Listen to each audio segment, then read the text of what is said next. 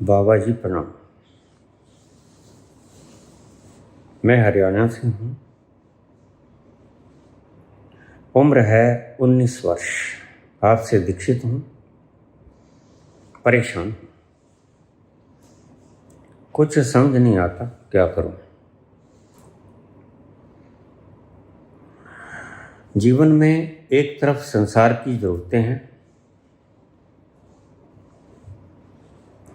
दूसरी तरफ परमात्मा की कशिश है। समझ नहीं आ रहा क्या करूं, कहाँ जाऊं। पढ़ाई करूं तो पढ़ा नहीं जाता, साथ में डर लगता है कि कहीं मस्तिष्क के न्यूरॉन्स सूचनाओं से भर न जाए और मेरी मुक्ति में बाधा न उत्पन्न हो जाए। मोबाइल देखता हूं तो शंका बनी रहती है, 6-7 घंटे मोबाइल, जानकारियां इकट्ठी ना हो जाएं।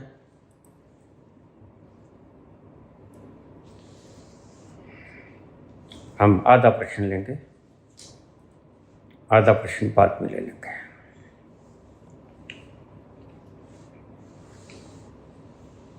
तुमने पुत्र जिन रस्सियों से तुम लिपटे पड़े थे, उन्हीं रस्सियों को खोलकर तुमने फंदा लगा लिया, ये समझ लो। पहले तो रस्सियां तुम्हारे हाथों पांवों को हिलने में दिक्कत देती थी, अब ये रस्सी तुम्हारी जान ही ले लेगी। ध्यान से समझो मैंने क्या बोला और तुमने क्या समझा।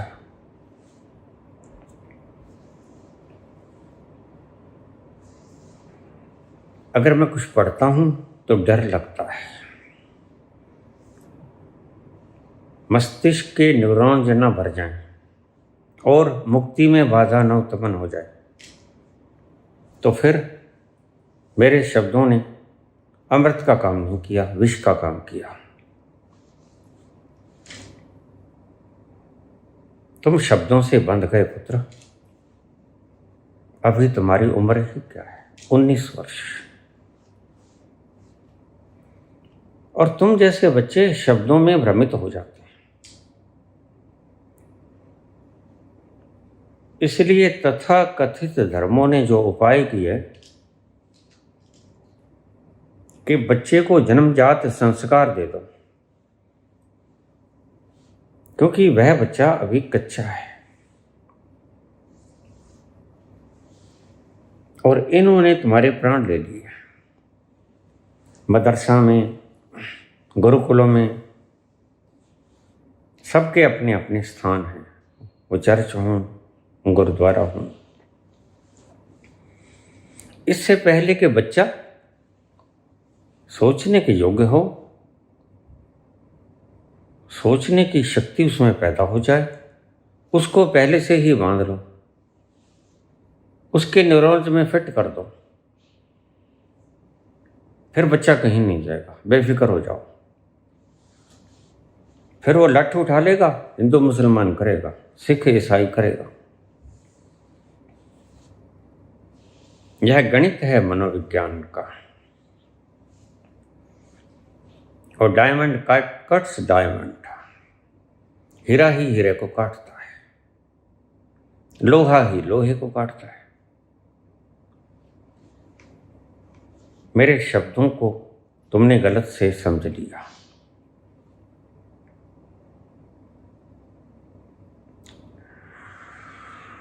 मैं तुम्हें कहता हूं चुप हो जाओ, यानी कि बोलो मत। बोलो मत कहने के लिए मुझे बोलना पड़ता है।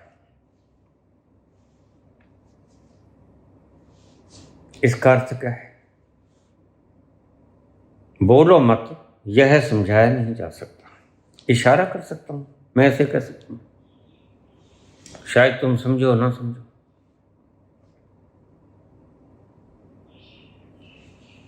पढ़ाई करने से डरता हूं, कहीं न्यूरॉन्स ना भर जाएं, मेरी मुक्ति में बाधा ना उत्पन्न हो जाए।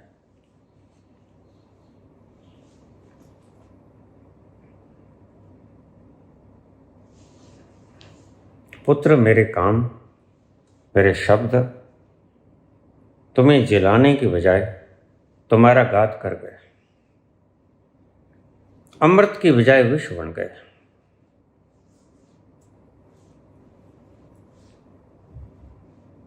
अब तुम डरने लगे। पहले तुम सूचनाओं को इकट्ठे करने की चेष्टा करते थे, अब तुम चेष्टा करने लगे कि कैसे इन सूचनाओं को मिटा दूं, लेकिन चेष्टाएं बराबर जारी हैं। मैं तुम्हें कहता हूं, चेष्टा से मुक्त हो जाओ, प्रयासों को बंद कर दो, एफर्ट्स को बंद कर दो। यही मुश्किल है।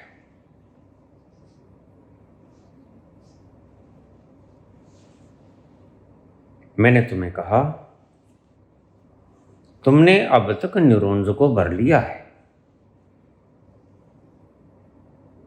और ये न्यूरॉन्स तुम्हारे काम पड़े या नहीं पड़े, ये सूचनाएं तुम्हें मुक्त करा पाई या नहीं करा पाई, ये देखो।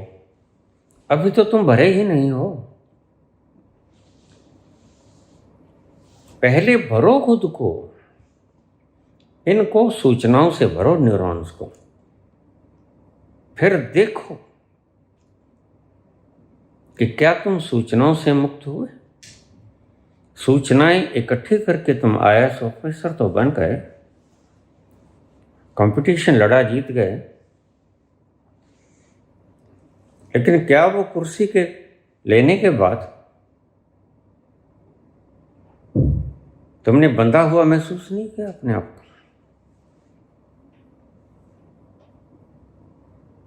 कुर्सी कोई भी मिल जाए, IAS की हो, PM की हो, CM की हो, MP की हो, सभी के अपने अपने अधिकार भी होते हैं और सभी के अपने अपने कर्तव्य भी होते हैं, और वो कर्तव्य ही तुम्हारे बंधन होते हैं।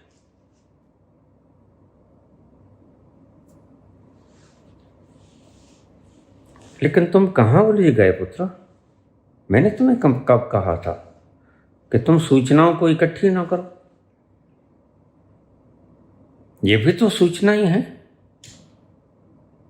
कोई ऐसा महान पुरुष हुआ है, गीता, अष्टावक्र गीता, उपनिषद, जिन्होंने शब्दों के परे जाके बोला? कोई ऐसा? गुरु ग्रंथ साहब, श्री गुरु ग्रंथ साहब के 1430 पन्ने तुम्हें सूचनाएं ही तो देते हैं। गीता के 700 श्लोक तुम्हें सूचना ही तो देते हैं। सारे उपनिषद सूचना ही तो देते हैं। चारों वेद सूचनाएं ही तो देते हैं। बाइबल, कुरान तुम्हें क्या देते हैं? सूचनाएं ही तो देते हैं। लेकिन तुम्हारे धार्मिक लोग बड़े मूर्ख हैं। वो कहेंगे इन सूचनाओं को इकट्ठा कर लो, जो हमारी गीता में लिखे, जो हमारे कुरान पुराण में लिखे, ये सूचनाएं इकट्ठी कर लो। बाहर की सूचनाएं इकट्ठी ना करो, वे तुम्हारे लिए मुक्ति में बाधा बनेगी। फिर तुम तत्व को समझे ही नहीं पुत्र। मैं तुम्हें सूचनाओं से मुक्त करना नहीं चाहता, मैं तुम्हें सूचनाओं की व्यर्थता महसूस करानी चाहता हूं। और मेरे इन शब्दों को आप सर्कल में ले लो।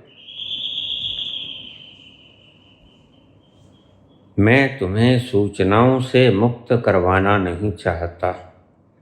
सूचना इकट्ठी करो, खूब करो, मजे लो, लेकिन जिस दिन तुम्हें सूचनाएं व्यर्थ मालूम पड़ने लग जाएं, उस दिन से शुरू हुई मुक्ति की यात्रा। उससे पहले सूचनाएं तुम्हारे बंधन थीं, तुम्हें पता नहीं था। क्या सोते हुए तुम्हें पता होता है कि तुम सोए हो गए? सच में बताओ, तुम गहन निद्रा में सोए पड़े हो, रात को रोज जाते हो निद्रा में।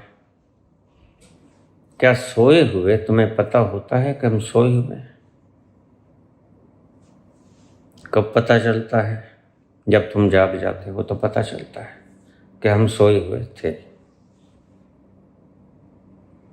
सूचनाएं इकट्ठी करोगे, उससे लाभ उठाओगे, कंपटीशन लड़ोगे, जीत जाओगे, कुर्सियां पाओगे।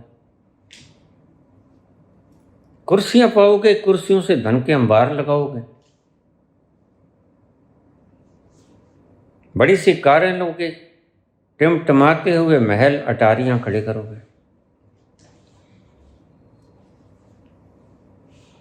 तुम खुश होगे, देख देख के प्रसन्न हो जाओगे। उस किसान की भांति जिसकी फसलें उसके शरीर से ऊपर चली गई थी, लेकिन अगर फल ना लगा, फल न लगा तो वह जो सारा फसलों का मटेरियल है वो पशुओं के खाने के योग्य रह जाएगा, मनुष्य के खाने के योग्य नहीं होगा।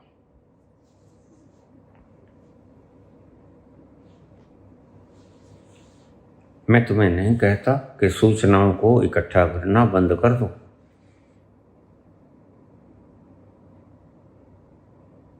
मैं तुम्हें उस तल पे ले जाना चाहता हूं जहां सूचनाएं व्यर्थ हो जाती हैं।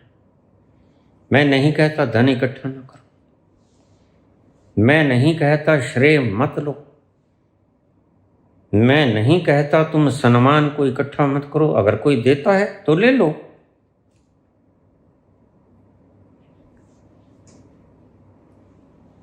लेकिन मैं तुम्हें जो बात कहना चाहता हूं पुत्र वो समझो। तुमने तो उसी रस्सी से जिससे बंधे हुए थे उनको खोल लिया और उससे तुमने फंदा लगा लिया, गला घोट लिया। पहले जीवित तो थे, कम से कम बंधे हुए थे, अब तो फंदा लगा के तुम मरने की चेष्टा कर रहे हो। तुमने मेरे शब्दों को गलत से ले लिया। तुम फिर समझो बेटा।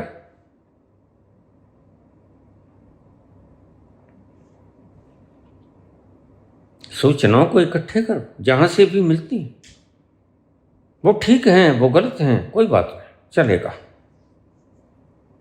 मैं कहता हूं तुम गलत सूचनाएं ही इकट्ठी कर लो। ये प्रेमानंद जी महाराज कहते हैं राधे राधे करते रहो, तुम यही इकट्ठा करो, कोई बात नहीं, चलेगा, ये भी चलेगा।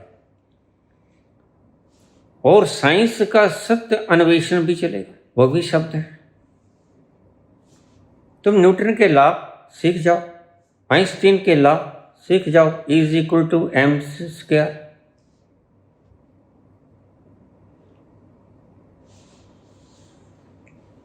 तो प्रेमानंद की राधे राधे, रामानुज का राम राम, आइंस्टीन का E=mc², न्यूटन का लॉ ऑफ ग्रेविटेशन, सब सीख लो। मैं तुम्हें कहता हूं सीख लो, निःसंकोच सीख लो,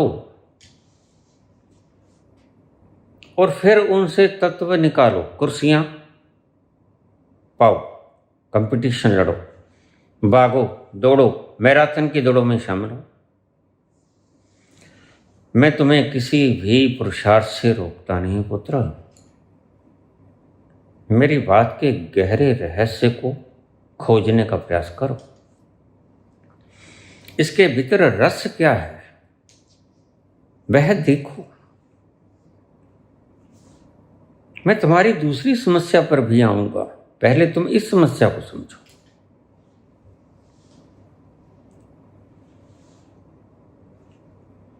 सूचनाओं को इकट्ठा करो, वो गलत हैं या ठीक हैं इसकी तरफ ध्यान ही मत करो।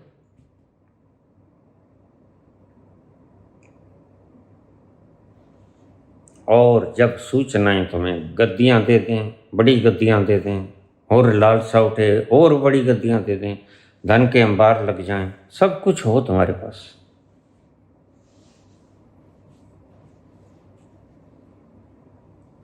उस क्षण में तुम पाओगे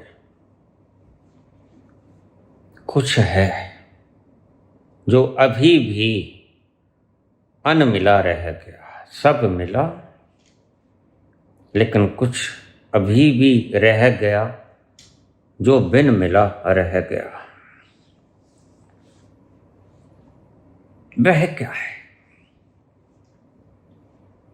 जब तुम इस तल पर आ जाओगे ना पुत्र, तो मेरी वीडियोस कहीं गई नहीं, इनको खंगाल लेना, बड़ी काम आएगी तुम्हारी। मैं उन्हीं के लिए छोड़ के जा रहा हूं, मुझे तुम्हारे लिए। जब तुम परिपक्व हो जाओगे और जब तुम कुर्सियां पालोगे, जब तुम धन इकट्ठा कर लोगे, महल अटारियों के स्वामी हो जाओगे, जमीन जायदादों के मालिक हो जाओगे, तब तुम्हारी आत्मा को भीतर से लगेगा कुछ है जो अभी मिला नहीं। और सच पूछो तो वही कीमती है जो अभी तक मिला नहीं।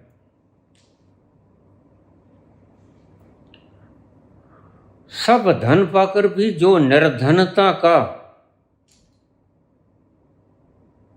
एहसास करे, इसको फिर से समझ लो। सब धन पाकर भी जो निर्धनता का एहसास करे वह ज्ञानी। ज्ञान की राह पे चल पड़ा मुमुक्षु।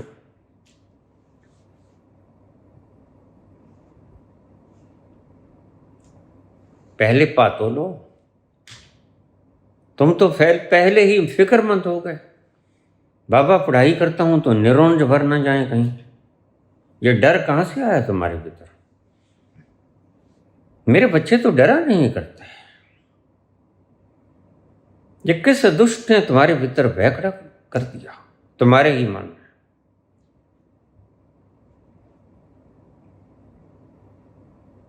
मन तो धारू तलवार है, जिधर जाता है उधर काटता है।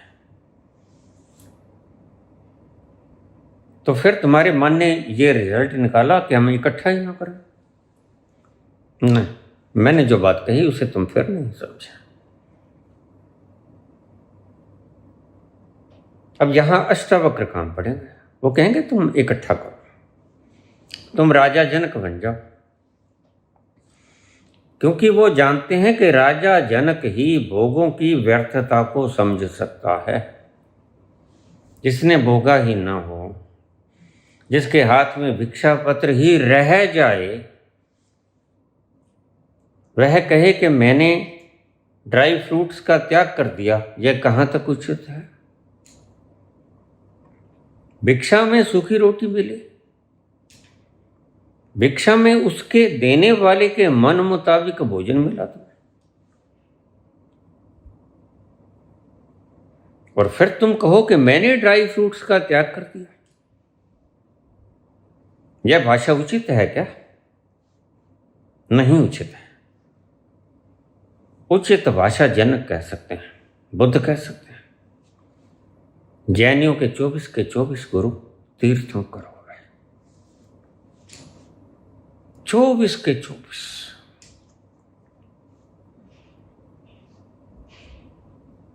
मनु जी महाराज से जो पीढ़ी चली, उसकी 5वीं पीढ़ी जैन धर्म का पहले गुरु थे ऋषभदेव। वृषभदेव कह लो, ऋषभदेव कह लो, तो जैन धर्म के पहले गुरु थे। सीधी सी बात है कि सनातन धर्म पहले हुआ, उसकी 5 पीढ़ियां गुजर गईं, तो वहां से 5वीं पीढ़ी ऋषभदेव के रूप में जैनियों की प्रथम तीर्थंकर बने। वो सनातन धर्म की पहली पीढ़ी चलती है मनु और शतरूपा से। मनु शतरूपा की औलादें, उनकी 5वीं पीढ़ी जैन धर्म के ऋषभदेव हो गए, और आगे चलकर 3री पीढ़ी बौद्ध धर्म के बुद्ध हो गए। 4थी पीढ़ी गुरु नानक देव सिख हो गए। तो इन चारों धर्मों का डीएनए समान ही है।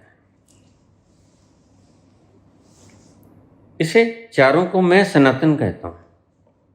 ये शाखाएं हैं सनातन की। सबकी फिलॉसफिकल मान्यताएं कितनी ही डिफरेंट क्यों ना हो, लेकिन हैं एक ही वृक्ष से उपजी हुई शाखाएं। सनातन वो हिंदू हो, उससे आगे जैन हो, दूसरी पीढ़ी, तीसरी पीढ़ी बुद्ध हो, चौथी पीढ़ी सिख हो। ये मनु से ही चली, ये एक ही जड़ की शाखाएं। इनकी जड़ एक है, मूल एक है, पत्ते अलग अलग दिशाओं में फैल गए हैं, कोई पूर्व, कोई पश्चिम, कोई उत्तर, कोई दक्षिण, लेकिन इनका मूल डीएनए एक है, और वो एक है सनातन, जो सदा से है। और इन चारों ने उसी की बात की जो सदा से है, आदि सच, जुगाद सच, है भी सच, नानक होसी भी सच। सभी तो सनातन की बात करते हैं। 6-7 घंटे का मोबाइल ना देखूं, कोई जानकारी ना जुटाऊं, ये तो पुत्र तुमने अंधविश्वास कहाँ से पैदा कर लिया। मैं अंधविश्वास को तोड़ते तोड़ते तुम मुझे ही अंधविश्वासों में घसीटने लगे। अब ये न्यूरॉन्स की सूचनाएं तुम्हारी मुक्ति में बाधा बनेंगी, ये तुम्हारे मन ने सोच लिया।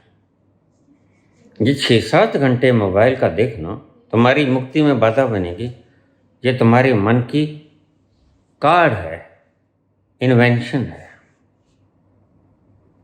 मैं तुम्हें ये नहीं कहता, मैं कहता हूं 6-7 घंटे का मोबाइल देखो, और देख कर तुम ये पाओ कि जो तुमने सूचनाएं इकट्ठी की उसकी एवज में तुम्हें थकावट तो मिल गई। 6-7 घंटे तुम मोबाइल देखते हो, थक जाते हो, सो जाते हो। कोई कुछ भी देखे, इससे फर्क नहीं पड़ता। कोई धार्मिक प्रवचन बाबा का सुन ले, या कोई रील्स देख ले, या कोई फिल्म देख ले, उससे कोई फर्क नहीं पड़ता। बात है कि तुम कुछ भी देखो, वह व्यर्थ है जो तुम देखते हो। देखते देखते तुम उस तल पर आ जाओ जहां ये एहसास हो कि 7 घंटे मोबाइल तो देखा, टायर्डनेस के अलावा कुछ ना मिला, और जो मिला वह स्थायी नहीं था। थोड़ी देर के लिए हंस लिए तुम, मनोरंजन कर लिए, जैसे फिल्म को देख के आते हो। जैसा दृश्य होता है वैसा तुम पे प्रभाव हो जाता है।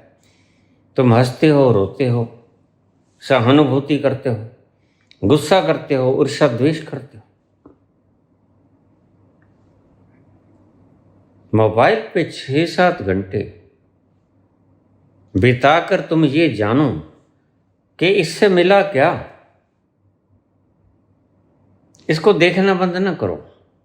ऐसे साइंस नए नए आविष्कार करती रहेगी, तुम किस किस से भागोगे। ये साइंस तो हमारे आराम का कारक भी है, हमें पंखा भी देता, हमें एयर कंडीशन भी देता, हमें और सुविधाएं मुहैया कराता है। साइंस ही तो है ये, और ये साइंस ही तो है कि मैं जहां बोल रहा हूं तुम वहां सुन रहे हो।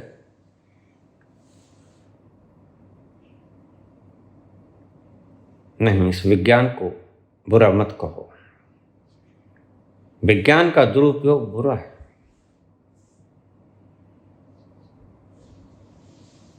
जमाने थे हमारे वक्त पंखे भी नहीं थे,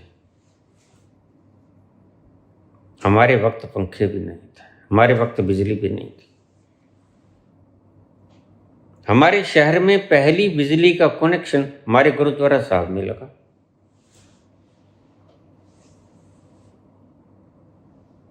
उसके बाद शहर में घरों में लगनी शुरू हुई। सबसे पहले बिजली का कनेक्शन हमारे गुरुद्वारा साहब में लगा। कभी थे जब पंखा नहीं होते थे, लाइट नहीं होती थी, तो माता कहती शाम की आरती कर लो, शाम की आरती बस यही होती थी, अंधेरा हो गया अब ज्योति जला दो, अंधेरे में कुछ दिख नहीं सकेगा, किसने खाना भी खाना रह गया है, किसने पढ़ना भी है, इसलिए दीपक जला लो। वो दीपक तुम्हारी आरती का सबब बन गया, तुम उलझ गए उसमें। आज बहुत से लोग हैं जो दीपक किए बिना खाना नहीं खाते। तुम उन मूढ़ मान्यताओं में बंध गए, तुम भूल गए कि यह मान्यताएं कहां से शुरू हुई। हमारे वक्त में बिजली नहीं होती थी और माता हमें कहती बेटा संध्या बाती कर लो, और हम संध्या बाती करते, दीपक जला लेते, उससे रोशनाई हो जाती। तुमने देखा पहले के घरों में आले होते थे, आले छोटे छोटे होल्स, वो सिर्फ इसलिए होते थे कोई दीपक रख दो, कोई सामान रख दो। आज घरों में आले कहाँ मिलेंगे तुम्हें? आज घरों में आले है ही नहीं। नए घरों में तुमने आले देखे नहीं? पुराने घरों में क्यों होते थे?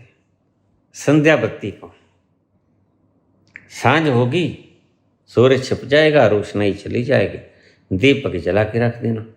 और बहुत से लोग हैं, आज सब कुछ है,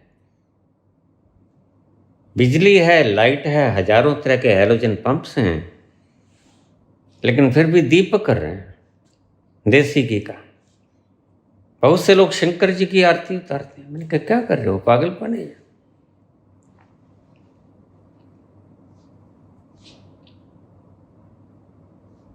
तुम्हारी मान्यताएं तुम्हारे साथ घिसट के आज तक आ गई। विज्ञान ने कितनी भी तरक्की कर ली,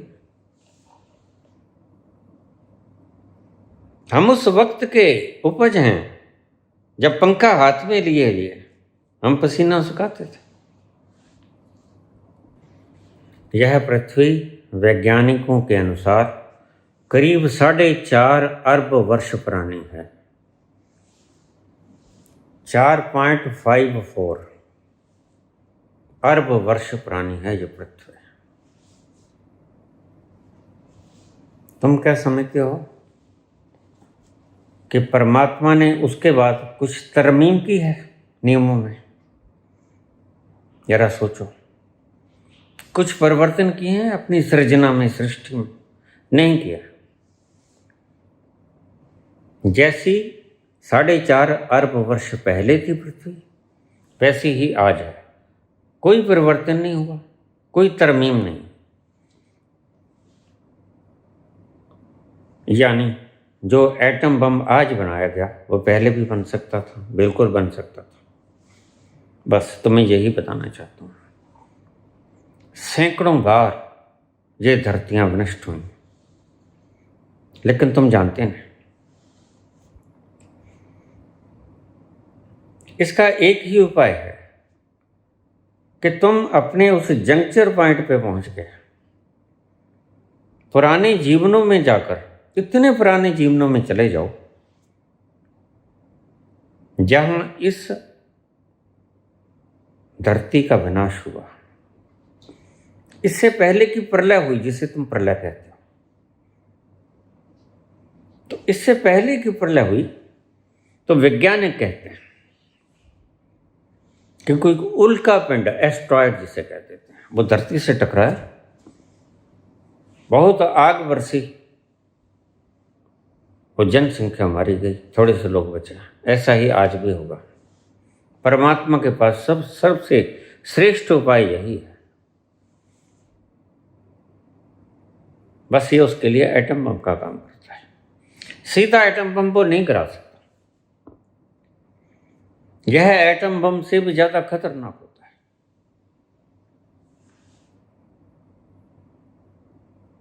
तो वैज्ञानिक कहते हैं ये मैक्सिको में गिरा, और मैक्सिको में गिरा और उसने क्या किया? जो हमारी सबसे बड़ी प्रजाति होती थी, उन्नत डायनासोर, उसको समाप्त कर दिया। देखिए, इस सारी मेरी बातों में कृपा करके वैज्ञानिक दिमाग से काम ना लें, क्योंकि मैं उस तल पे जाकर एहसास किया जहां तल पर वक्त की परिभाषा और वक्त का चलना, उसमें फर्क पड़ जाता है। समय की गति कहीं कहीं धीमी हो जाती है, कहीं कहीं तेज हो जाती है।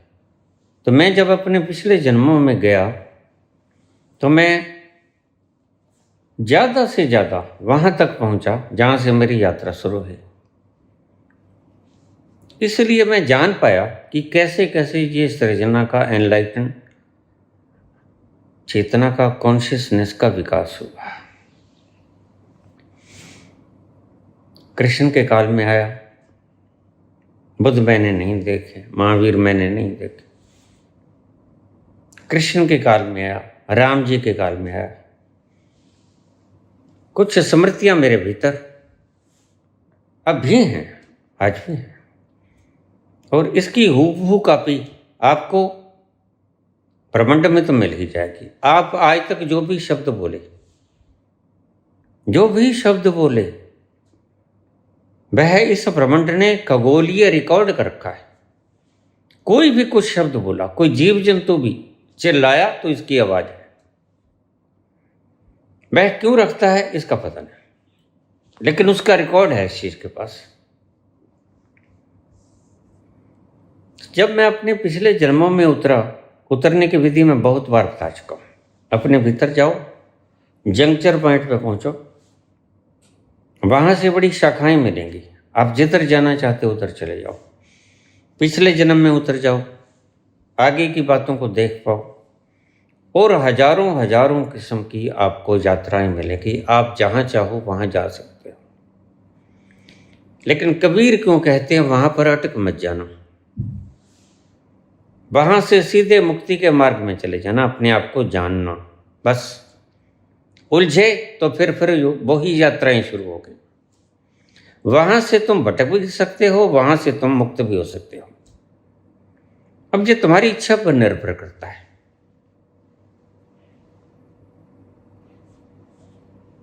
तो मैंने जब अपने पिछले जन्मों में जाकर देखा तो मैं कृष्ण जी के, उसके बाद राम जी के, राम जी के बाद कुछ ऐसे जन्म आए, फिर उसके बाद कुछ ऐसे जन्म आए, कुछ ऐसे जन्म आए जहां समझ नहीं थी। निश्चित ही पशुओं के होंगे, वृक्षों के होंगे। फिर ऐसे जन्म आए जैसे पाथर के हों। सिर्फ एक एहसास, दिखा कुछ नहीं, एहसास, अनुभूति, जैसे कोई गुजर रहा है यहां से भागता हुआ, ऐसा एहसास। वो मुझे लगा जैसे पत्थर का जीवन है, कोई दौड़ रहा है। इतनी सी हल्की सी कॉन्शियसनेस उसमें होती है। उसके बाद पेड़ पौधे, जैसे कोई खा रहा है पत्ते, कोई बकरी होगी, कोई हाथी होगा, उसके आगे कोई चल रहा है, कोई तैर रहा है। ये संकेत मिलते हैं, सिर्फ उन संकेतों से तुम सोच सकते हो, अनुमान लगा सकते हो। सत्य वर्णन नहीं किया जा सकता, अनुमान ही मैं लगा रहा हूं। मेरी धृष्टता के लिए क्षमा करें। जो मैंने जाना आपको बतला दिया, गलत भी हो सकता हूं। ऐसा मैंने देखा, भगवान राम मैंने देखे, साक्षात देखे, भगवान कृष्ण मैंने देखे, साक्षात देखे। जो मैंने जाना बिला शक कह दूंगा, हूबहू मैंने देखे। उनकी कल्पना नहीं, उनकी वास्तविकता मैं आज भी कर दूंगा। ऐसी आंखें, ऐसी ठोड़ी, ऐसी नाक, ऐसे कान, ऐसा रंग रूप, ऐसा कद काठ, ऐसा स्वभाव, ऐसी मधुर मुस्कान, सब बता दूंगा तुम्हें। जो मैंने अनुभव किया, जो मैंने देखा, और जो मैंने नहीं देखा, अनुमान तय मैं कह दूंगा ये मेरा अनुमान, शायद ऐसा हो सकता है। और वैसे अगर देखा जाए तो वैज्ञानिक भी सिर्फ अनुमानतः कहते हैं। अनुमानतः यह सृष्टि 4.54 बिलियन ईयर्स, इतने साल पुरानी है। 4.54 अरब वर्ष पुरानी। अनुमानतः, पक्का वो भी नहीं कह सकते। बस पत्थरों को, चट्टानों को, उनको देख लिया,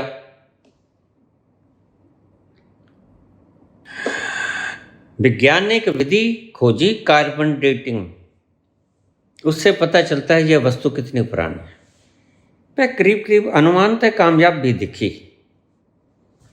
विज्ञान की खोज है, विज्ञान की खोजें काफी असरदार होती हैं, इसलिए इन खोजों का लाभ उठा लेना। मैं नहीं कहता तुम इन सूचनाओं को इकट्ठी करनी बंद कर दो। मैं तुम्हें यह कहता हूं कि सूचनाओं को इकट्ठी करके देखो, उससे जो मिलता है वो भी चखो, इकट्ठा करो, इकट्ठा करके उसे भोगो, भोग के उसका रस निकालो। फिर उस रस में से जो निकलेगा वो होगा निचोड़। वो उपनिषदों में वर्णन किया गया रसो वैसा। अगर किसी ने रस नहीं निकाला तो शब्दों की बकवास के अतिरिक्त तो और कुछ नहीं होगा, जो आजकल के मैं रोज बोलता हूं। आचार्यों में है, गुरुओं में है, ये है बकवास। लेकिन तुम्हें पता लगनी चाहिए, पहले इकट्ठी करो, इन्हें सुनो, सुनकर पाओ इनमें से कुछ आनंद मिला, स्वाद मिला, कुछ शांति मिली। बस ये दो चीजें आपकी अंतरिम तलाश हैं। क्या? शांति, आनंद। अब ये खोज हमारी ऋषियों की। संत कहते तुम्हें सब मिल जाए, लेकिन अगर आनंद ना मिले और शांति ना मिले, आनंद, आनंद की शांति, ये एक ही चीज है। जैसे आप और आपकी परछाई, आपके बिना आपकी परछाई नहीं मिलेगी। ऐसे ही आनंद की छाया है शांति। शांति शांति करके शांति नहीं होगी। ओम शांति का जाप मत करो, इसका कोई फायदा नहीं। जैसे ही आनंद आया, उसकी छाया की तरह शांति चली आएगी। तो शांति शांति का जप करना निरर्थक है, वक्त को खराब करना है तो करते रहो। मैं रोकता भी किसी को नहीं, क्यों? जिसने भोगा नहीं उसने रस निकाला भी नहीं। तो भोगने को मैं तुम्हें स्वतंत्र करता हूं, तुम भोगो, इकट्ठा करो सूचनाओं को, बिल्कुल इकट्ठा करो, लेकिन सब इकट्ठा करके उसका लाभ भी उठाओ। कंपटीशन लड़ो, बड़ी बड़ी पदवियां पाओ, पीएम बन जाओ। पीएम बनने के बाद भी तुम देखते हो, वैसे तो हाथ कंगन को आरसी क्या, 3 बार के प्राइम मिनिस्टर बने हुए आज भी ठूठा हाथ में उठाई फिरते हैं। अब की बार फिर मुझे वोट बनाओ, अब की बार फिर मुझको सरकार दे दो। ये क्या है? भूखे रह गया क्या?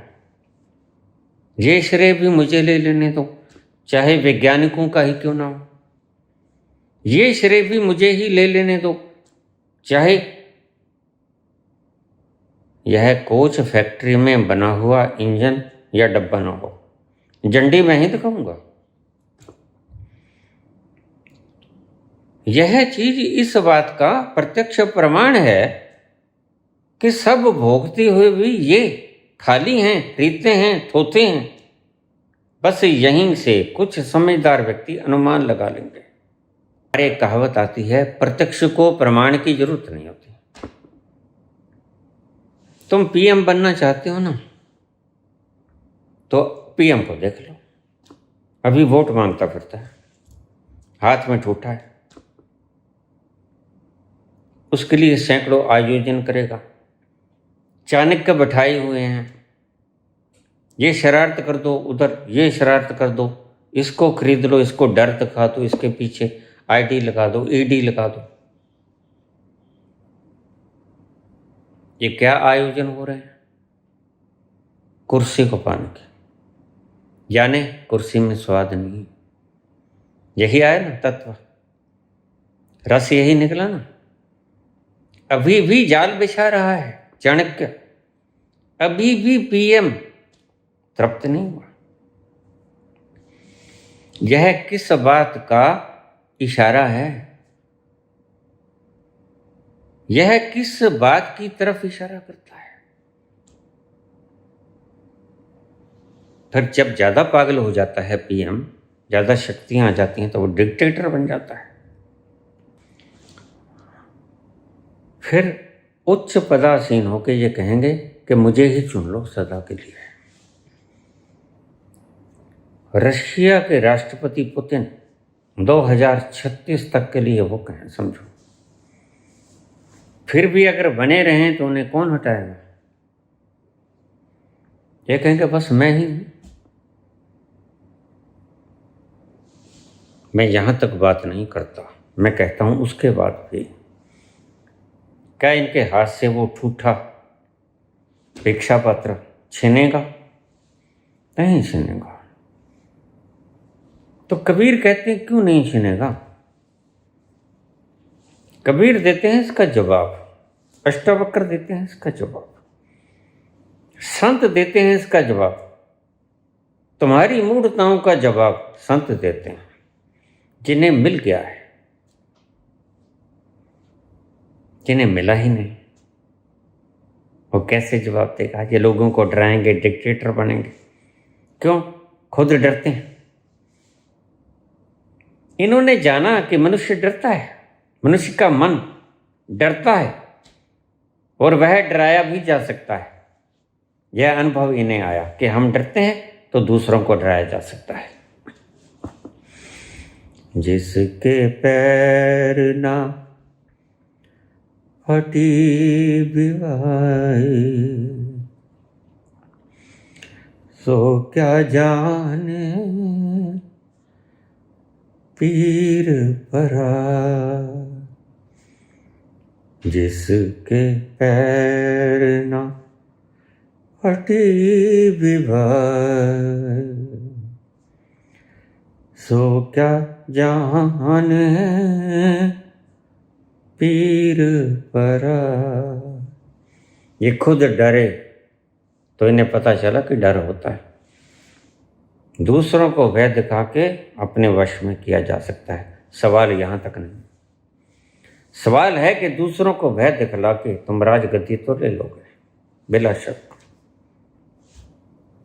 तुम एटम बम की धौंस भी दिखा दोगे। एक वो मोटू राम बैठे हैं उत्तर कोरिया में, बाकी सब डराते हैं, पुतिन डराते हैं या ट्रंप डराते हैं। इसका तो चेहरा ही डरावना है। खैर, ये तो लगता ही पिशाच है। भूत पिशाच निकट नहीं आवे। अगर किसी नहीं दिखा तो अमेरिका के राष्ट्रपति डोनाल्ड ट्रंप को देख लो, यह भूत पिशाच है। अब इसको भगाओ, कैसे भगाओ? यह पागलों से बड़ा पागल है। सवाल यह है, सब मिलने के बाद भी क्या तुम्हारा भिक्षा पत्र छूटा? तुमने कितना ही भोग लिया। बस यहीं आके अष्टावक्र कहते हैं, वो भोग ही क्या जिससे वैराग्य न पैदा हो जाए। फिर तुमने प्रचुर मात्रा में ठीक से सम्यक भोग किया ही। तो महावीर कहते हैं तुम सम्यक भोग कर लो, ठीक से भोग लो। तुमने ठीक से भोगा नहीं, तुम मूर्छित से भोगते चले जाते हो। मूर्छित भोग से कोई प्रज्ञा उत्पन्न नहीं होगी। तुम भोगो, जाग के भोगो, फिर निकलेगा तत्व, फिर निकलेगा रस, और वह रस तुम्हारे भीतर तब्दीली लेके आएगा। यही अष्टावक्र कहते हैं, डरो मत, सूचनाओं को इकट्ठा करो पुत्र,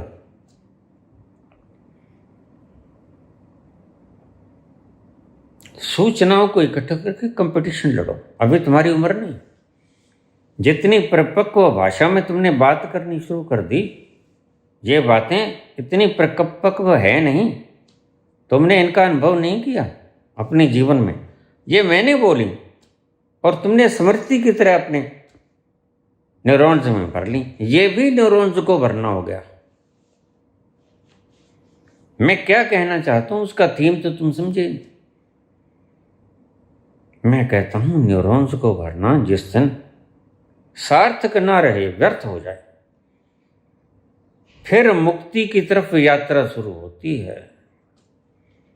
तुमने ब्लैक बोर्ड पे गलत लिख दिया, सारा ब्लैक बोर्ड भर दिया, सारा ब्लैक बोर्ड भर दिया और कोई जगह नहीं बची, और तुमने उसको दोबारा से पढ़ा और पाया कि ये जो लिखा सब व्यर्थ है। तुमने बहुत बार अपने ही लिखे हुए को मिटा दिया होगा, याद करो,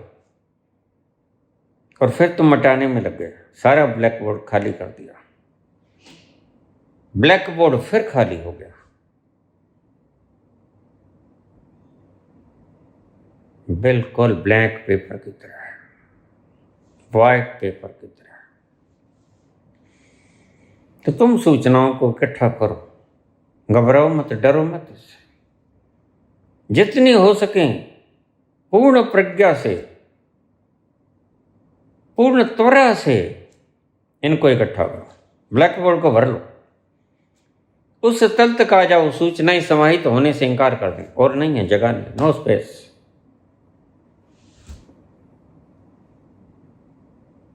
फिर तुम्हारी आत्मा भीतर से डिमांड करेगी, इन्हें मिटाओ, ये दुख देते हैं, तकलीफ देते हैं, ये कांटे तुमने कहां से इकट्ठे कर लिए, सुख तो नहीं मिला, यह बकवास है। तुम लोगों को सम्मोहित कर सकते हो प्रश्नों का जवाब देकर, लेकिन प्रश्नों का जवाब देना ही पर्याप्त नहीं है। आनंद के लिए जीवन की घुंडियों का सवाल हल होना चाहिए।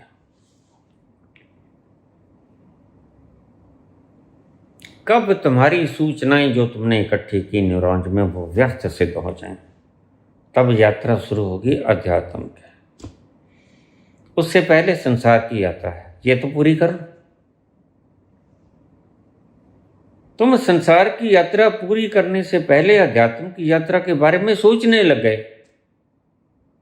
अब ये नई मुश्किल खड़ी हो गई।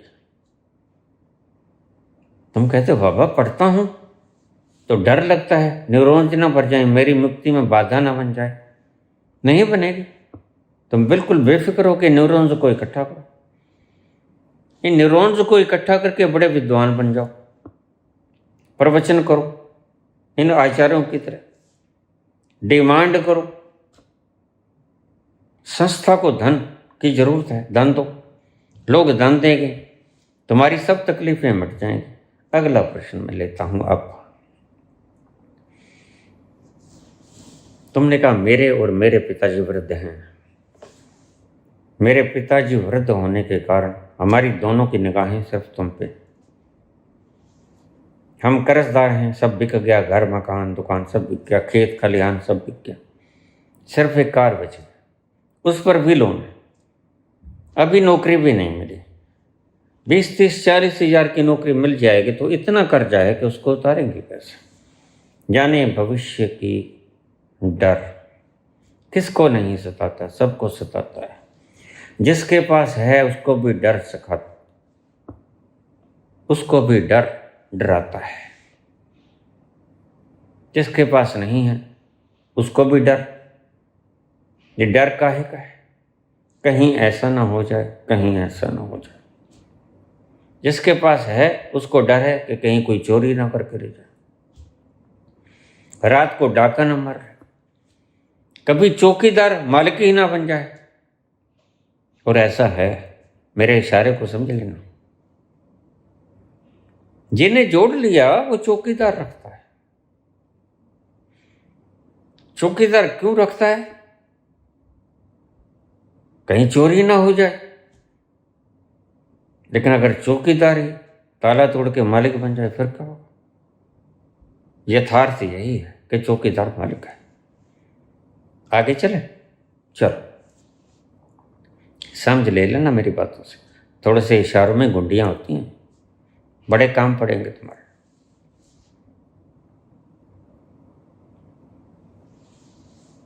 बड़ा कर्जा है, सब गिरवी रख दिया, बिक गया, कार है, उस पर भी लोन है। अब क्या करें बाबा? दो रास्ते हैं।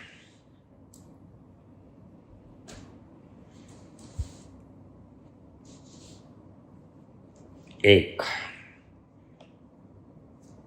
चार्वाक बन जाओ, ऋणम कृत्वा व्रतम ले, कर्ज उठा लिया, मुकर जाओ, घी पी लिया, उसके अरे हंस क्यों रे? ये तरीका है भाई, चार्वाक नहीं होता है, हाथ हो गए। तुम तो दांत पढ़ लेते हो बतीसी, या मनीष है खास तौर से दांत पड़े ही रहते हैं।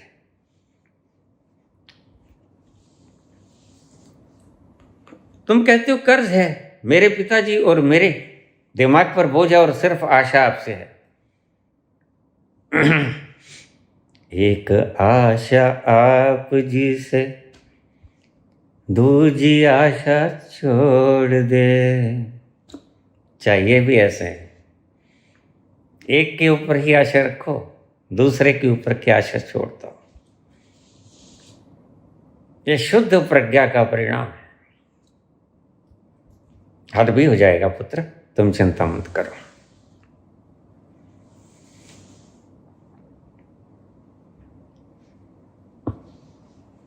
मुकर जाओ, नहीं हमारे पास, ये कार है, ले जाओ, ऋण मुक्त कर दो हमें, कम से कम चैन का खाना तो खाओ। दूसरा, मार्कस, नहीं देना ही नहीं हमें, है ही नहीं परमात्मा। अरे मत हंसो भाई, दांत फिर पाड़े रखते हो। नहीं देना है, नहीं होता है एनलाइटनमेंट, नहीं होता है परमात्मा, मुकर जाओ। वो कहेगा ये प्रमाण पत्र होगा, प्रमाण पत्र मेरे दस्तखत हैं, भोंकते फिरो। अदालतें 20 साल से पहले न्याय नहीं देती, कम से कम लिखवा लो, अब बल्कि तो 40 साल। व्यक्ति के गुजर जाने के बाद हमने फैसले आते देखे हैं आमतौर से, क्योंकि न्यायाधीश भी डरते हैं, अगर मैंने अपने जीते जी फैसला कर दिया तो क्या होगा। प्रत्येक व्यक्ति जगमोहन सेना नहीं हुआ करता, जिसकी छाती 156 इंच की होती है, जो इंदिरा को कहते हैं नीचे आ जाओ गति से। तुम्हारा इलेक्शन कैंसिल किया जाता है, तुमने सेना का उपयोग किया, तुमने सरकारी तंत्र का उपयोग किया अपने इलेक्शन के लिए, और आज तो सरेआम सेना को लगाया जा रहा है। और स्वतः संज्ञान लेने के लिए कोई भी जुडिशरी आगे नहीं आती। क्यों इसलिए आगे नहीं आती? कहीं ऐसा ना हो, कहीं वैसा ना हो। समझ नहीं आई? आ गई ना? हाँ तो बस ठीक है।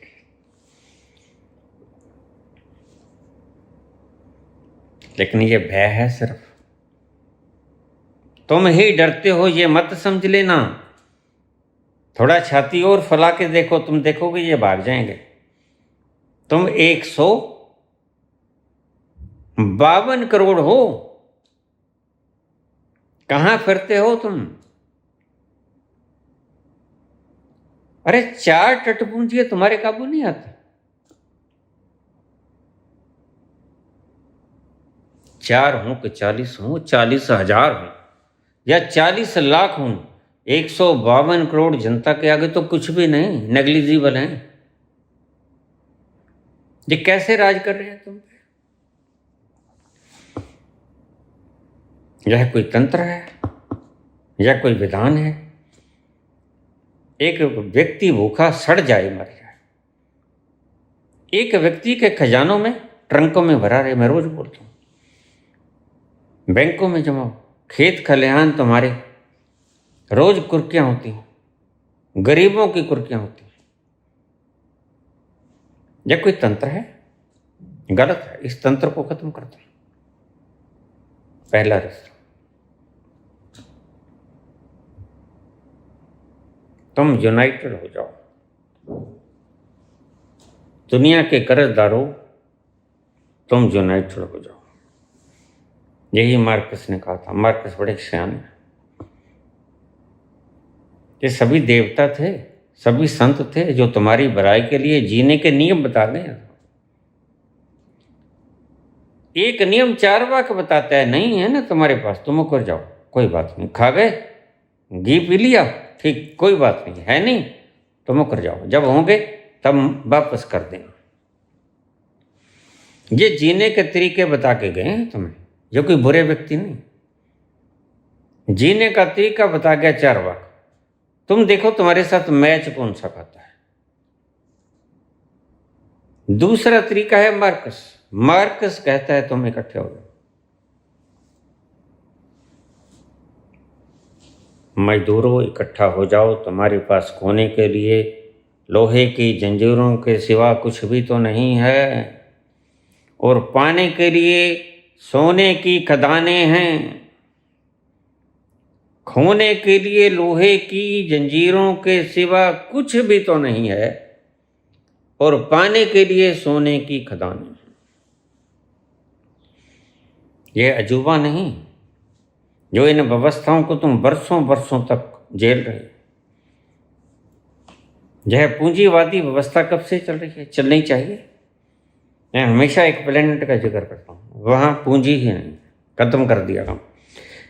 बड़े समझदार लोग होंगे। और मैंने तुम्हें कहा, परमात्मा व्यवस्थाओं को वापस नहीं लेता। जो नियम कानून कायदे उसने बनाए वो बदलता नहीं, कभी तरमीम नहीं करता, मॉडिफिकेशन नहीं करता। जो आज तुमने एटम बम बनाया वो लाखों साल पहले भी बन सकता था, क्योंकि यही थी तकनीक और यही रहेगी आगे। और तुम्हारे फरिश्तों को भी नहीं पता कि धरती कितने बार एटम बम ने खत्म कर दी। मोहनजोदड़ो, हड़प्पा, जिसको सिंधु घाटी की सभ्यता कहते हो, एकदम से खाक हो गई, खंडहर हो गए। ऐसा शानदार व्यवस्थापिक माहौल सिंधु घाटी का, और पल भर में तबाह हो गया। ऐसा क्या होगा? कोई एस्ट्रॉयड टकराया, हो सकता है। ज्यादा मुमकिन है एटम बम। एटम बम इतनी शीघ्र तबाही, और ऐसी तबाही एटम बम भी कर सकता है। जो दृश्य वहां पर देखे गए मोहनजोदड़ो में, हड़प्पा में, और दृश्य यही बताते हैं यहां एटॉमिक एक्सप्लोजन हुआ होगा। मार्कस कहते हैं कि तुम्हारा जिसने छीना है उससे तुम छीन लो।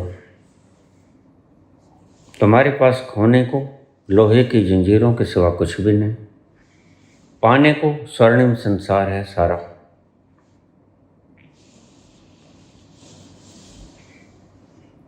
तीसरा फार्मूला आता है बाबा नानक का, और ध्यान रखें बाबा नानक सबसे बाद में आने वाले संत हैं,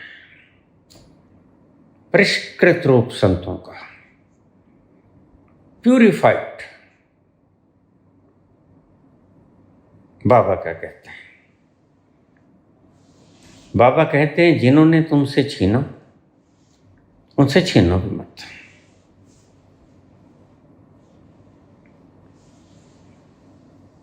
किसी का मुकरो भी मत,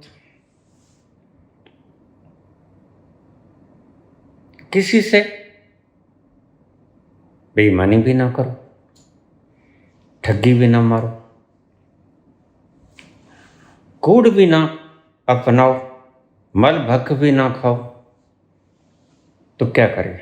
बाबा का बड़ा अजीब फार्मूला है, इसको ध्यान से सुन लेना। इससे पहले तुमने वीडियो ध्यान से सुनी हो कि ना सुनी हो, कोई बात नहीं, चलेगा। बाबा संतत्व का परिष्कृत और सरल रूप है। इससे जड़ सरलता और किसी संत में नहीं।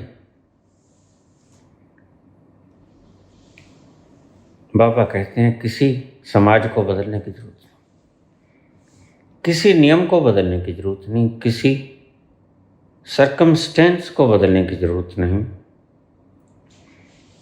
बाहरी आवरणों को मत बदलो,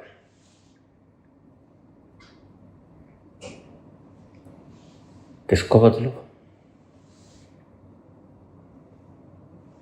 बाबा कहते हैं कृत करो, अपनी मेहनत करो। सबसे पहले कृत करो, वंड छको। अगर तुम्हारे पास बच जाए, अपना घर का गुजर बसर करके, यही सभी संत करते रहे। कबीर भी यही करते रहे, हजरत मोहम्मद भी यही करते रहे। जो बच जाता शाम को बांट देते। कृत कर, सबसे पहला कर्म कर, मेहनत कर।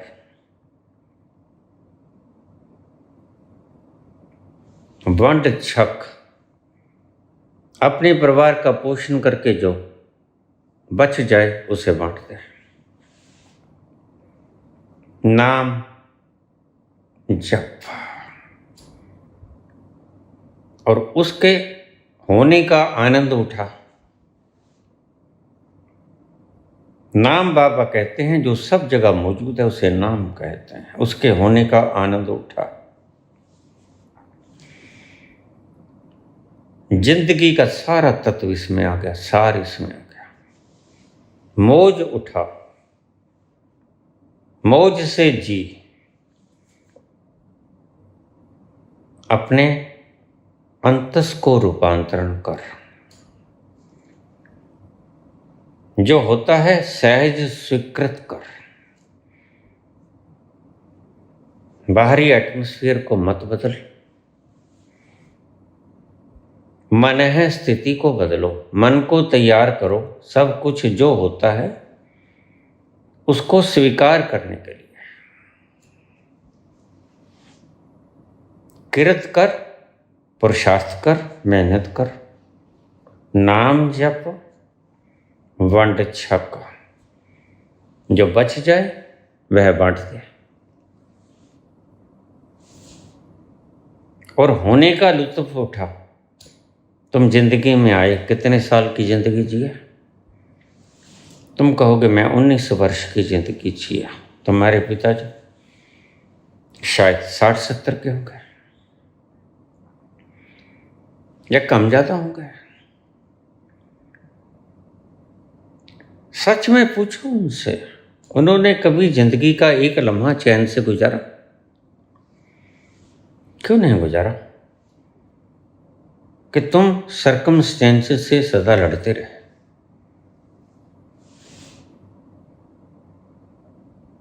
सर्कमस्टेंसेस को अपने अनुकूल बनाने में जुटे रहे। बाबा जड़ को काट देते। बाबा कहते हैं सर्कमस्टेंसेस को मत बदलो। गरीब हो कोई बात नहीं, कृत करो, जो उससे तुम्हें मिले उसका भरण पोषण करो। बच जाए बांट दो। आज पागलों की जमात इकट्ठी हो गई। कुछ लोगों के पास संसार का पैसा इकट्ठा कर रही है, बाकियों को भूखा मारने पे तुली है। यह व्यवस्था मानवता के ही नहीं, जीवों के भी विपरीत है, अस्तित्व के भी विपरीत है। अस्तित्व ने सिर्फ तुम्हारे लिए नहीं दिया, अस्तित्व ने थोड़े से लोगों के लिए, 10-5% लोगों के लिए नहीं दिया। अस्तित्व ने 100% जीवों के लिए दिया और तुम सभी को खा जाते हो। मुर्गे तुम खा जाते हो, बकरे तुम खा जाते हो, सांप चूहे तुम खा जाते हो, और गरीबों का तुम खा जाते हो। भला एक व्यक्ति सारे संसार की संपदा को इकट्ठी करके करेगा क्या? तुम पागल हुए हो क्या? तुम्हारे दिमाग में कुछ फर्क तो नहीं हो गया है? अगर तुम अकेले ही रह जाओ संसार में तो जरा सोचो कि क्या करोगे। दीवारों से टक्करें मारोगे, वृक्षों से टकरा टकरा के मर जाओगे, क्योंकि कोई संगी साथी ना होगा तुम्हारा साथ देने को।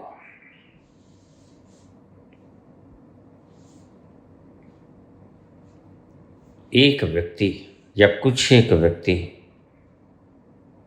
5, 4, 10 लाख, 50 लाख, करोड़ व्यक्ति अगर सारे संसार की संपदा को हड़पना चाहते हैं तो ये पागल हो गए हैं। तो मैं समझा दूं मैं बात। या तो इन पे नकेल कस लो, मार्क्स की बात, इन्हें रोको, इनका लूट लो, यह मार्क्स कहता है।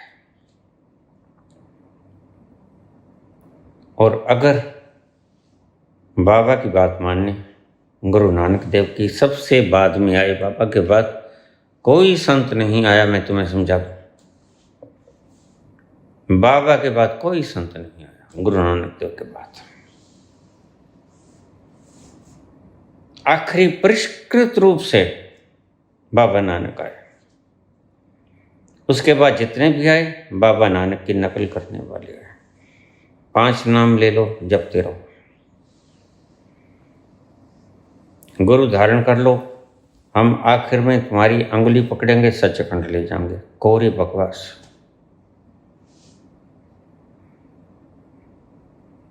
अपनी संख्या को बढ़ाना या अपनी संपदा को बढ़ाना एक ही प्रकार के कर्म है। संचित निधि को बढ़ाना, वो चाहे धन हो, चाहे व्यक्ति हो, चाहे राजनीतिक पार्टी हो, चाहे धार्मिक संस्थान हो, तुम चाहते क्या हो? मूर्खों की संख्या को इकट्ठा करके तुम चाहते क्या हो? यही ना कि तुम्हारे विपरीत कोई बोलेगा तो उसका मुंह तोड़ दोगे, लेकिन सत्य को बदल पाओगे? सत्य को नहीं बदल पाओगे। तुम लाख इकट्ठा कर लो, दुनिया भर का इकट्ठा कर लो। मैंने उदाहरण दी, तुम्हारे पीएम आज भी ठूठा उठाए फिरते हैं,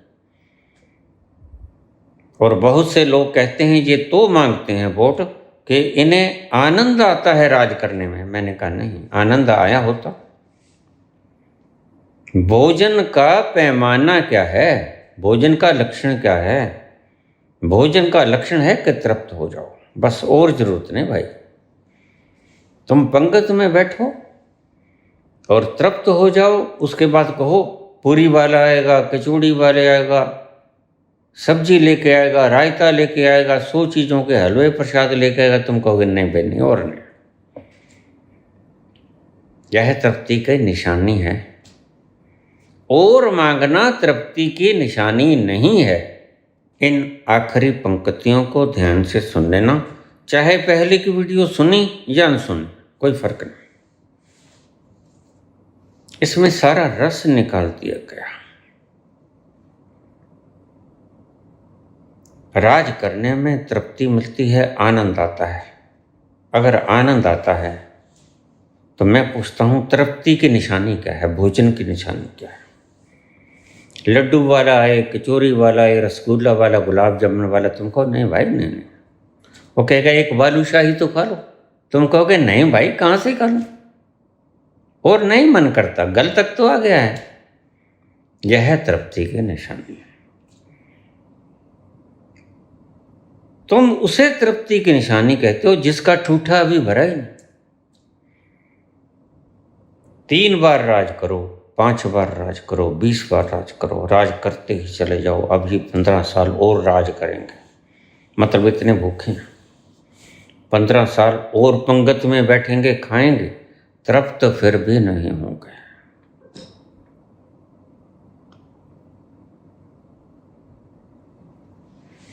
बीसवीं सदी शुरू हो रही थी।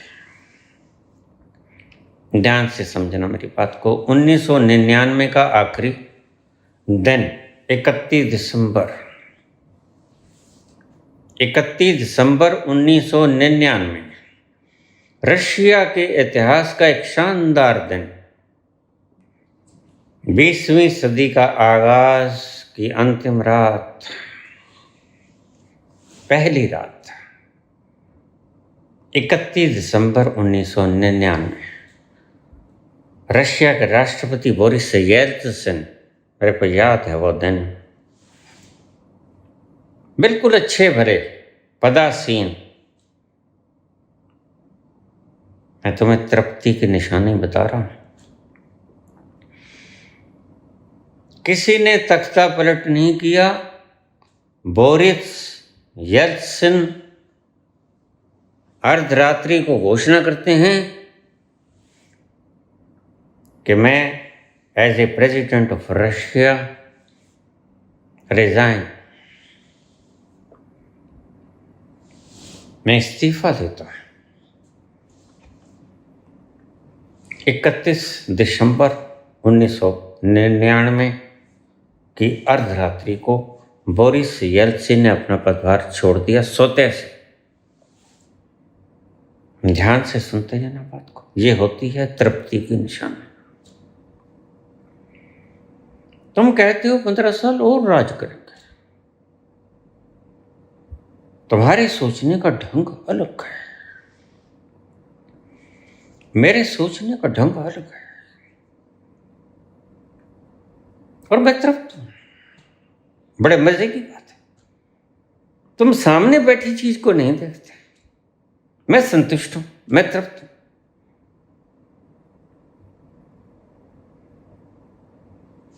हूं। बोरिस येल्त्सिन अर्धरात्रि को घोषणा करते हैं, रशिया के एज ए प्रेसिडेंट के रूप में मैं त्यागपत्र देता हूं।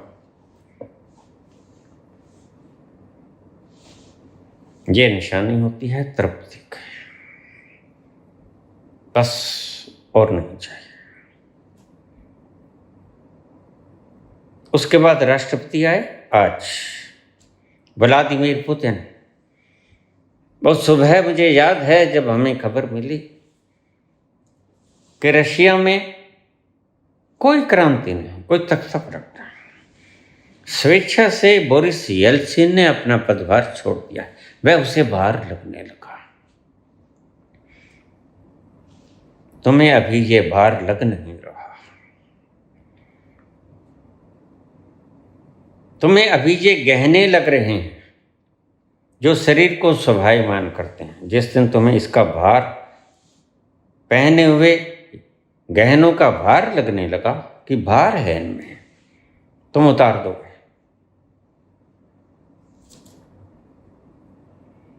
तुम कहते हो ये और वोट मांगते हैं 5 साल के लिए क्योंकि राज करने में सुख है। तुम्हारा पैमाना अलग है। मैं कहता हूं इसीलिए मांगते हैं फिर से 5 साल, क्योंकि राज करने में सुख नहीं है। वह भोजन ही क्या जो तृप्ति ना दे। कभी ऐसा हुआ कि तुम लंगर में गए और बैठे ही रहो, बैठे ही रहो? कभी हुआ ऐसा तुम्हारे साथ? कभी किसी के साथ हुआ? नहीं, ना ही कभी होगा, क्योंकि भोजन करने की एक लिमिटेशन होती है। कभी तो व्यक्ति तृप्त होगा ही। भोजन करने में तृप्ति होती है भूख की, मर जाती है भूख। जिसकी भूख अभी जागृत रही, क्या वह तृप्त हुआ? मुझे सोच के बता देना। जो अभी भी पंगत के अंदर लंगर में बैठा है, क्या वह भोजन से तृप्त हुआ? नहीं हुआ, इसलिए और मांगता है। तो अगर तुम्हारे प्राइम मिनिस्टर, तुम्हारे अगर होम मिनिस्टर, जितने भी मिनिस्टर, जितने भी राज करने वाले लोकसभा में बैठे और तुम्हें मौका मांगते हैं तुमसे, इसका अर्थ क्या है? राज करने से सुख मिला या सुख नहीं मिला, या ऐसा सुख मिला जो तृप्त नहीं कर पाया? तीसरी बात बिल्कुल ठीक है, सुख मिला, सुविधा मिली, साधन मिले, ऐसा सुख नहीं मिला जिसे बाबा आनंद कहते हैं। वह सुख जो तृप्त करते आत्मा के रोम रोम को, शरीर के रोम रोम को। जब डकार आ जाए तुमको, वाह हे गुरु, वाह हे गुरु, इसको जपना नहीं है, ऐसी स्थिति में ले आना है स्वयं को। वाह हे गुरु का जाप नहीं करना है, तुम ऐसी स्थिति में अपने मन को ले आओ जब तृप्ति के उस आलम में तुम्हारा रोआ रोआ पुकार जाए, वाह वाह हे गुरु। इस आलम में लेके आना है खुद को। आएगा कैसे? सर्व स्वीकृति के द्वारा। जो होता है उसको बर्दाश्त करने की क्षमता अपने आप में भीतर पैदा करो। होता है तेरी रजा में होता है, ठीक होता है। और संत आखिर में यही कहता है, लाओज़े कहते हैं वह जो करता है ठीक करता है और भले के लिए करता है। तुम्हारी अविश्वसनीय खोपड़ी इस बात को मानेगी, इसलिए तुम दुखी हो। क्योंकि जैसे ही तुमने इस बात को मानना शुरू कर दिया, जो करता ठीक करता, तुम्हारी जिंदगी में चमत्कार घटित होने शुरू हो जाएंगे। तुम कहते चमत्कार दिखाओ, मैंने कहा तुम छोड़ के दिखाओ, उसके ऊपर चमत्कार घटित होने शुरू हो जाएंगे। मेरे चमत्कारों से क्या होगा? तुम खुद के साथ ही चमत्कार करो, उसकी रजा में राजी रहकर। राजी यार दी, राजी यार दी, रजा दे विच रहना, रहना कुल छुपावे कख ना रवे, कुल छुपावे कख ना रवे। चाहे कुछ भी ना रहे मेरे पास, वैसे भी कुछ नहीं रहेगा, आखिर एक दिन आएगा। जैसे तुम भी नहीं होगे, तुम्हारा भी कोई नहीं होगा। क्यों ना मरने से पहले ही राजी हो जाओ। जो आखिर में होना है उसके लिए मृत्यु से पहले ही अपने आप को तैयार कर लो, राजी हो जाओ उस घटना के लिए। बस बाबा तुम्हें यही बात समझाते हैं। इसी बात का संदेश लेकर मैं ये आज की वीडियो प्रसारित कर रहा हूँ। हर हालत में, हर परिस्थिति में उसकी रजा समझकर स्वीकार कर लो। ठीक, तू जो करता ठीक करता है। तो तुम्हारे ये $1 ट्रिलियन की मालिक बनने वाले मस्क तुम्हारी तरफ देखते रह जाएंगे, बहुत चक्के हक्के बक्के। क्या हुआ इस व्यक्ति को? अरे मैं तो मांगता ही रह गया, ये तो ठाठ से सो गया,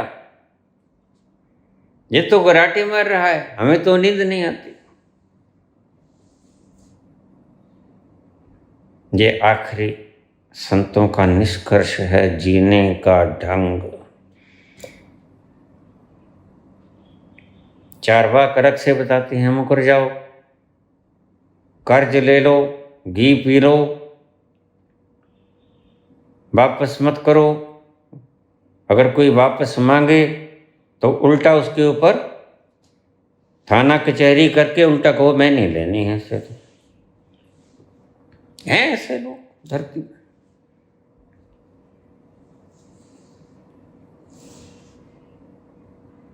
मार्कस कहते हैं इन्होंने तुम्हें लूटा है, इन्हें तुम लूट लो। लेकिन बाबा कहते हैं दोनों ही ठीक नहीं, दोनों ही मार्ग मूर्खों के मार्ग हैं।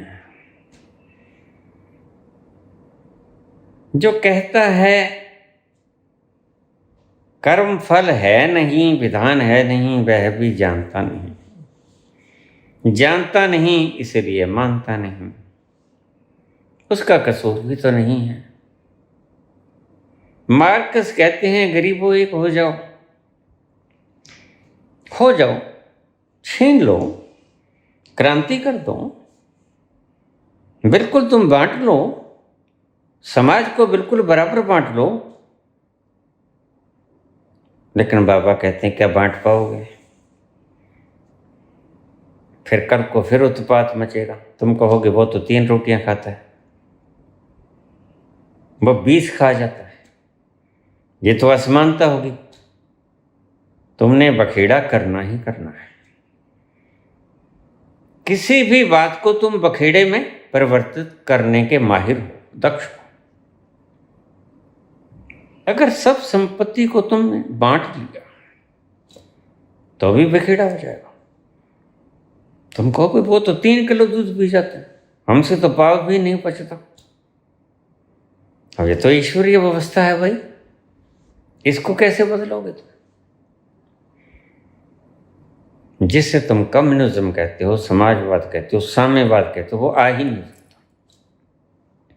ऐसा नहीं कि आएगा नहीं, तुम संपत्ति का बंटवारा बराबर से कर सकते हो, वो मैं कहता हूं कर दो, कोई भूखा ना मरे और किसी के गोदाम में पड़ा ना सड़े। ऐसी अवस्था नहीं आनी चाहिए। बिना अन्न के कोई मर जाए और किसी के गोदाम में पड़ा सड़ जाए, यह नहीं होना चाहिए।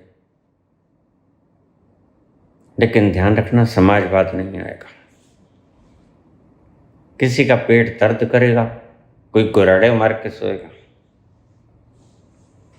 कितना ही बराबर में बांटता हूं, समाजवाद आने को नहीं है। तुम्हारी सब कोशिशें असफल हो जाएंगी। धन बराबर बांट दोगे, सुख और दुख बराबर कैसे बांटोगे? ये तो परमात्मा की देन है। यह न बांट पाओगे, संपत्ति को बांट दोगे, खुशहाली को कैसे बांटोगे? एक व्यक्ति स्वाभाविक रूप से प्रसन्न रहता है, उसकी प्रसन्नता को कैसे बांटोगे?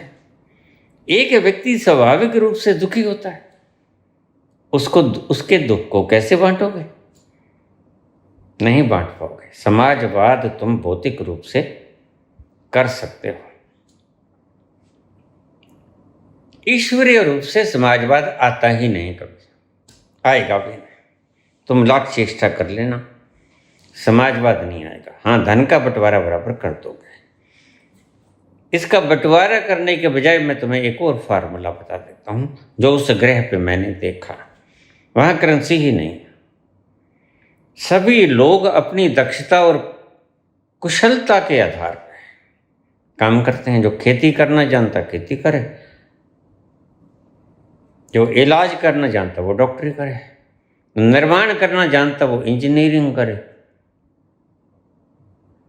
जो प्लांटेशन करना चाहता है वो बीज बोए। जिसके पास जो कुशलता है वो वही काम करे और ईमानदारी से करे, तो स्वर्ग है। पैसे का लेन देन ना, कोई इकट्ठा ना करेगा, कोई बेईमानी ना करेगा। अगर मस्क कल को $1 ट्रिलियन की अर्थव्यवस्था बनता है खुद, तो बन जाए, क्या इतराज है? लेकिन एक बात समझ लेना, धन का मालिक हो सकता है, आनंद से चूक जाएगा, आनंद का मालिक नहीं हो पाएगा। एक जर्रा सारे संसार की दौलत को कमा के भी एक जर्रा आनंद का नहीं खरीदा जा सकता।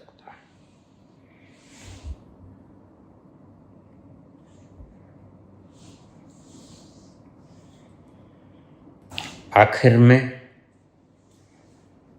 इसका रस रूप, मोहब्बत के लिए कुछ खास दिल मखसूस होते हैं, मोहब्बत के लिए कुछ खास दिल मखसूस होते हैं। ये वो नगमा है जो हर साज पे गाया नहीं जाता।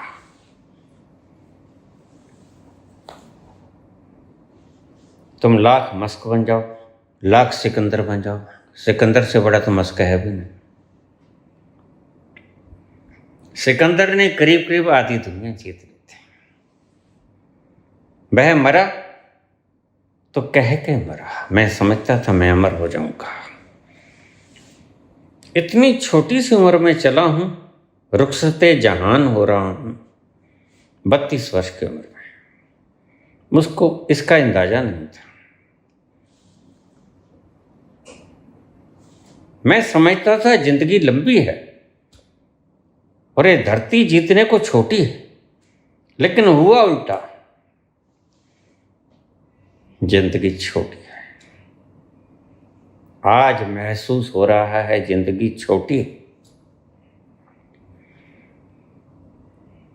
न तुम्हारे धन से मिलेगा, न तुम्हारी पदवी से मिलेगा, न तुम्हारी सूचनाओं के संग्रहण करने से मिलेगा, न तुम्हारी खेती और श्रेय इकट्ठा कर लो, मान सम्मान से नहीं मिलेगा। तुम्हारे किसी भी चीज की उपलब्धि से, भौतिक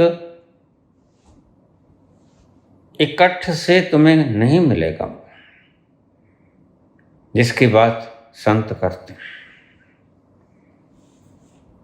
ये वो नगमा है जो हर साज पे गाया नहीं जाता।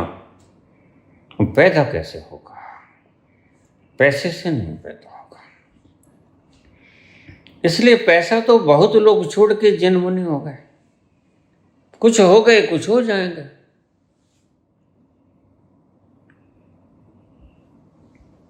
पदवी से नहीं मिलता। मैंने अभी कहा आपको, येल्त्सिन ने राष्ट्रपति की गद्दी स्वतः से छोड़ दी और 20वीं सदी का आगाज व्लादिमीर पुतिन ने किया, जो आज तक रशिया के सिंहासन पर बैठे हैं, तृप्ति नहीं हुई, होती भी नहीं। जिस दिन तृप्ति हो गई उस दिन बोरिस येल्त्सिन की तरह रेजिग्नेशन कर देंगे, किसी और को बदला। मैं सेटिस्फाई हुआ, मैं तृप्त हुआ। तुम कब कहते हो मैं तृप्त हुआ? बस इसका इंतजार करना। और तुम तृप्त तब होगे, हमारी भाषा में तुम तब तृप्त होगे जब तुम्हारा रोवां रोवां तृप्ति में डूब जाएगा, आनंद के। और भीतर के आनंद का सरोवर, खुशी का सरोवर छलक जाएगा तुम्हारी आवाज में, तुम्हारी आंखों से, तुम्हारे रोए रोए से, तुम्हारी मौजूदगी से। उजाड़ भी गुरस्तान हो जाएंगे, कब्रिस्तान भी बागे बहारा हो जाएंगे।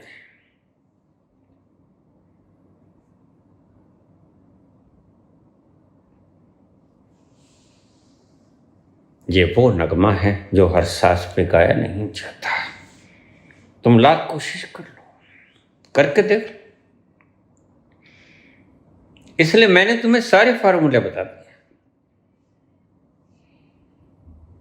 पहले से लेके आखिर तक। लेकिन मैं कहता हूं, तुम मुझे पूछोगे, मैं तुम्हें कहता हूं, मैं आखिरी चीज को ही कहूंगा। ही पहली चीजों को मैं कहूंगा छोड़ दो। भोजन ना मिले ना मिले,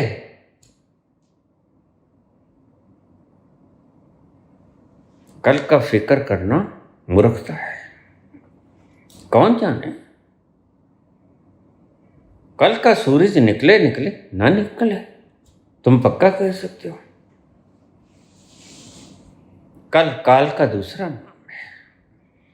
यही रावण ने मरते हुए कहा, आज का काम कल पे मत छोड़ना लक्ष्मण।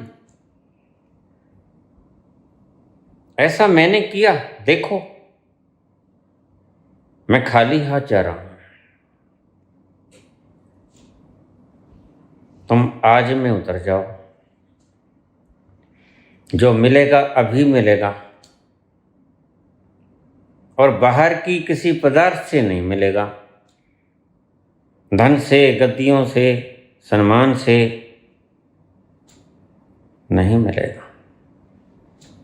मिलेगा तुम्हें अपने अंतस से मिलेगा, क्योंकि वह तृप्ति है ही तुम्हारे अंतस में, और जहां है वहीं से मिला करती। पानी चाहिए, नदी के पास जाओ, कुएं के पास जाओ, या किसी पानी के स्रोत के पास जाओ। मरुस्थलों से पानी की आशा करोगे, निराशा ही हाथ लगेगी। यही है पैगाम हमारा। बेटा, तुम्हारा प्रश्न तो बहुत व्यक्तियों का प्रश्न है। आधी से ज्यादा दुनिया आज इसी कश्मकश में, दुविधाओं में लिप्त है। किसी के पास है और उसे पता नहीं कहाँ खर्च करो, किसी के पास है ही नहीं, अभाव है। दुनिया एक कश्मकश में खिंची जा रही है। करे तो क्या करे, बस बाबा का यह उपाय कर रहे हैं। राजी हैं हम उसी में जिसमें तेरी रजा है। राजी हैं हम उसी में जिसमें तेरी रजा है। अपनी तो यूं भी वाह वाह है, और यूं भी वाह वाह है।